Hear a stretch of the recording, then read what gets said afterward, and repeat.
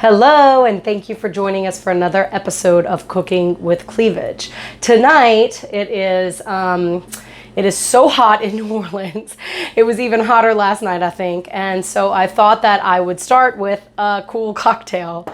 I've been hearing a lot about Cosmos lately, so I wanted to go ahead and tell y'all.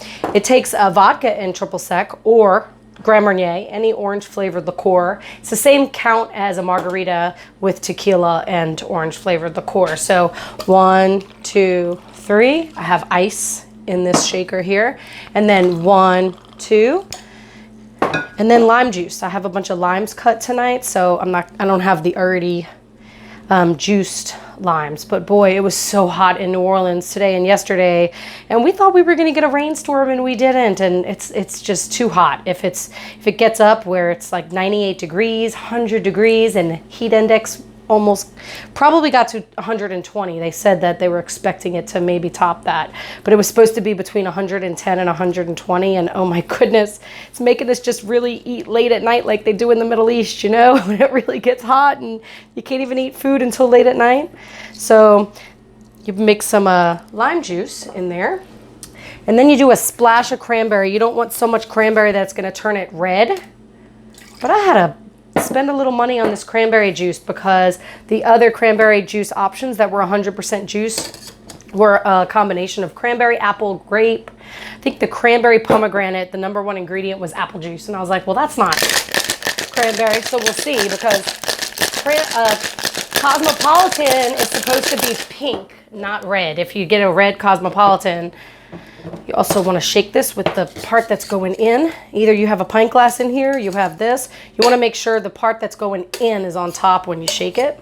This might be a little more red than usual, but when you're using that faux cranberry juice, it tends to be a little bit pink in color. So this is a little bit red, but that's okay. It's unsweetened too, and I thought the Grand Marnier would give it enough sweetness.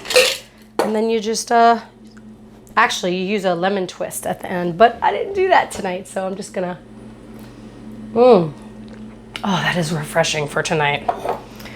So then what I'm gonna make for y'all tonight is something I do when I grill sausage the night before, and I have leftover sausage. This is my leftover sausage. So what I did is I sliced it all up, and I'm gonna start cooking with the sliced onions. This is why I need a new stove, y'all. So that will come soon. I've been researching fridges and stoves to see what I actually want to spend a lot of money on. So what I do is I put the onions in first. I slice onions. This is just one medium-sized onion, and I sliced it. I didn't chop it, you know, like I did last week when I did my lentil stew. So you just want to get this all. Doesn't matter. Some chefs say you have to get the pot hot first. I think if you're gonna start with oil, then yeah, you want to get the pot hot and get the oil hot before you put anything in. But here I want to just start with the onions, because the onions by themselves, they kind of let the water out of them, and then they start sticking to the pan. And that's how you caramelize onions, is you just keep cooking the onions until the brown comes up from the pan from it getting really hot. And then you just keep cooking, and that's how it's caramelized. So I want to get these kind of almost clear. You see how they're really white right now? See how they're really white? You want to cook it until they're clear. And then when they start to get clear, then you can put the red peppers in. And the garlic. The problem with garlic is that it burns really easily. So you want to so you just let it kind of simmer like that until they start caramelizing.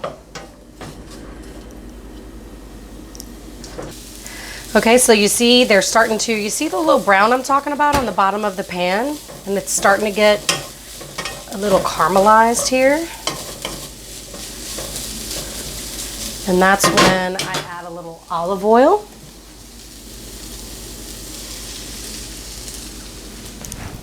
And then I season them. So I use, like I said last time, a little Tony Chachere's. I'm gonna have to go get some more Tony Chachere's soon. And some salt.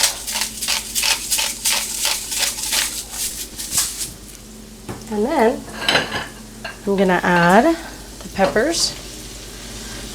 And there's enough water inside of peppers that we can add the garlic, but I want to kind of cook the peppers down a little bit before I do that. And sometimes you can really do this well if you cover it. This isn't a top for this pan. It's a wok, obviously, but I use that sometimes. Just, you know, when you put a cover on a dish, it helps the water to come out of the ingredients.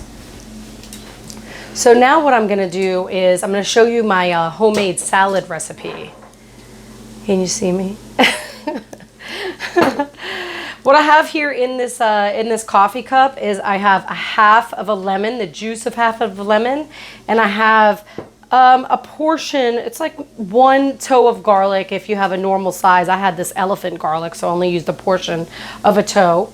And what I like to do is get fresh ginger, and you just chop it up really well. So the garlic and the ginger as minced as you can make it. And then I just put that in there. I use olive oil. So it's 3 tablespoons of olive oil. You don't have to fill them to the top, just like that. And then you do about a teaspoon of Creole mustard. I'm using Zatarain's. That's about a teaspoon. And then what you do is, I think it's really important when you're homemaking a salad dressing, is to whip it. So I take a fork and I just whip it like this.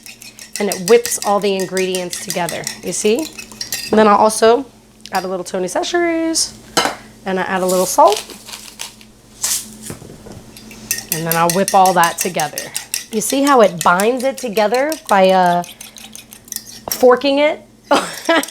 Well, you know, or whipping it like that, right? So then that way all of the flavors can penetrate well together, you know? Okay, and then I think now the green onion, the red peppers have been cooking enough with the onions, right? They're starting to kind of make a big blob together, is like I like to think about it, you know? You see how much water the red peppers still have in them? I think that's a good time to add the garlic. And just so you know, this garlic that I used today, it had a lot of water in the garlic. A lot of times when you peel garlic and you chop garlic, there's not a lot of water in it.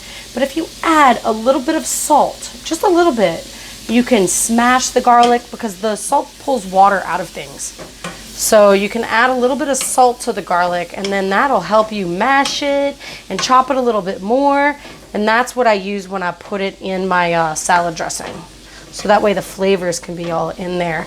And raw garlic is really good for you, you know, for your immune system and everything. And then I cover that really well. And then now it's a good time to add the sausage, right? So add the sausage in there because it can cook a little bit more, and it'll add its flavor and its fat, all that's in the sausage, and everything can just cook together.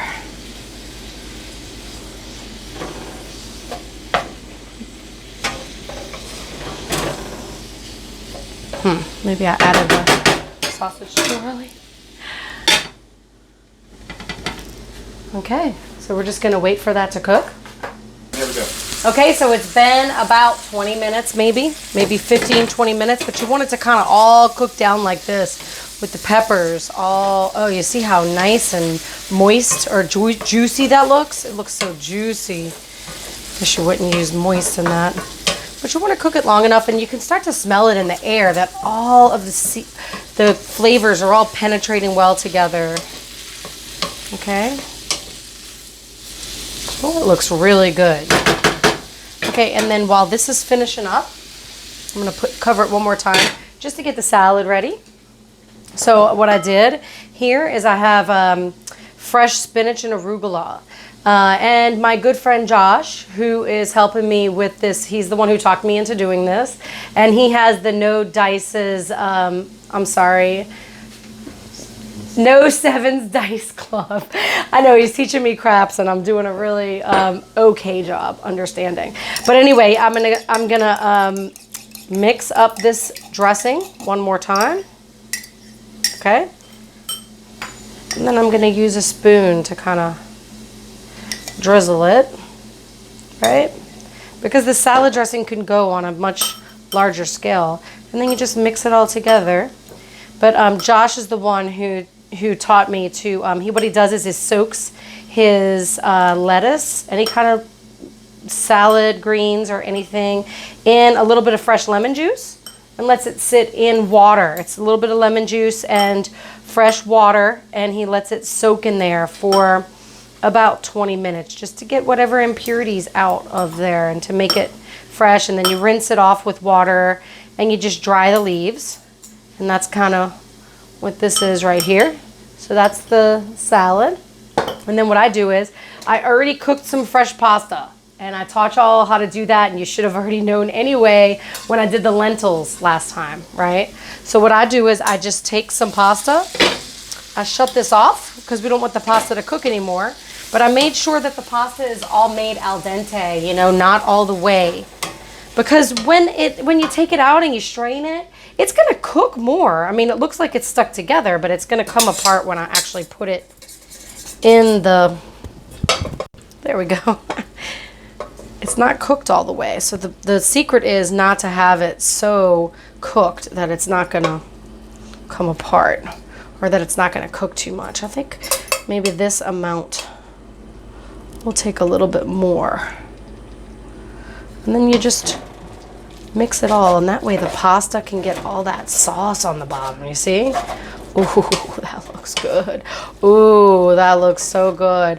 I think it could even take a little bit more pasta than that, but you want to kind of put it in there, get it all mixed together. All right, so you can always add more pasta, but I'm just gonna show y'all how I serve it up.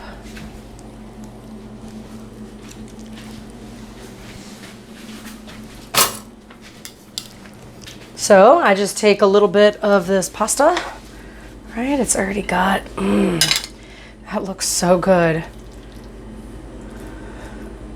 Since this is metal, I don't want it necessarily on my pot.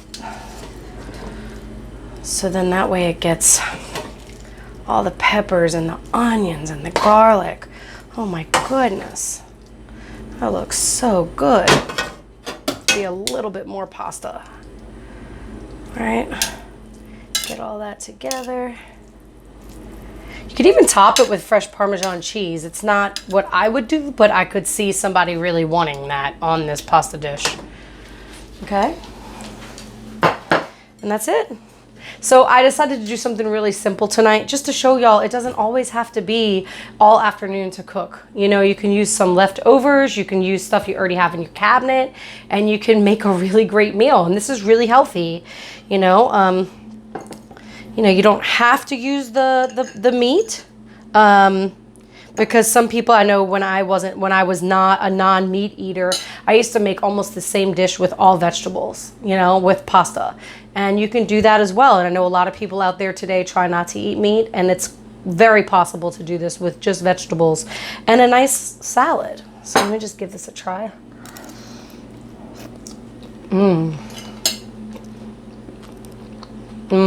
That is so good. And salad dressing. It doesn't need a lot of dressing on salad for it to taste fresh and good. You don't want to drench your salad with salad dressing. I mean, some of you do. I personally don't. You can do that with this if you choose to. That is so good. And I think it goes really well with the rest of my Cosmo. And this is the first time I'm using this martini glass that I got as a present a while ago. And it's La Tour Eiffel, the Eiffel Tower, French style. So I hope you enjoyed this. It's a light meal. I hope it gives a lot of you know, high fives to the French culture for their light eating and everything. And I hope y'all enjoy it. And I will see you soon. I know I haven't been making a lot of, dishes every week like I promised, but maybe you might see one sooner than next week. I hope y'all have a great time, and I hope you enjoy. Thanks for joining us for Cooking with Cleavage.